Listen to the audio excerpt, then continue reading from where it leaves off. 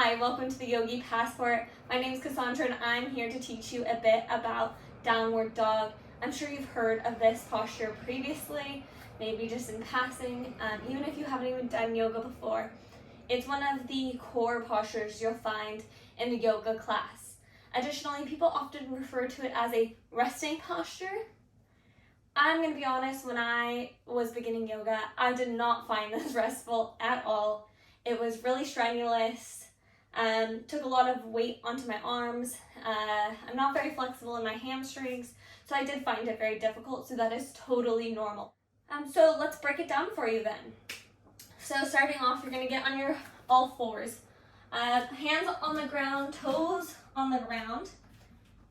You're going to have your fingers spread really wide, all 10 fingers spread as wide as you can. Your pointer finger is going to be tracking straight in front of you, which means your hands are slightly twisted outward.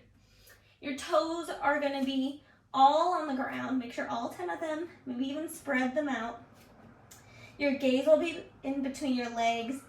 Shoulders are rolled down your back, elbows slightly bent here. Make sure your palm, the inside of your hand, is not lifting up. And by that I mean using the L's of your hands. So making sure that this knuckle and this knuckle are actually being pushed onto the ground. This will make sure that your weight is not in your wrist. One thing you could also do is actually, if that's not comfortable for you, is using kind of like a claw or a paw. So sometimes what it is more comfortable is if you actually only keep your weight in the tips of your fingers, keeping like a little gap where your palm is. So that's another way that I find that it's also comfortable.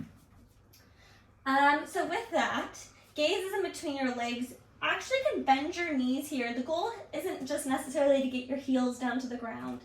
That takes a lot of flexibility in your hamstrings. So actually bending your knees here, letting your back flatten a bit more, bringing your chest towards your thighs. And then slowly, if you can start to straighten them. But no, there's no need. So keep them bent if that's more comfortable. Like I said, people say this should be a resting posture. And then you're going to just take a big breath here. Notice how you're feeling. Are your shoulders rolled down your back still, elbows slightly bent, knees are slightly bent. And that is downward dog for you. So I hope you enjoyed that breakdown of downward dog. Again, it is said to be a resting posture. I don't necessarily believe that's true because I do think that it takes a lot of strength to hold that posture for a long period of time. If someone in a class does ever say to get to downward dog, you can always move to child's pose instead, which is more of a resting posture in my opinion. Other than that, check out my Instagram, the Yogi Passport, or subscribe to my channel here. Give me a thumbs up if this video was helpful for you. And lastly, if you're interested in any corporate classes, private classes, I do online and in person. You can find me at my website, theyogipassport.com. Enjoy your day.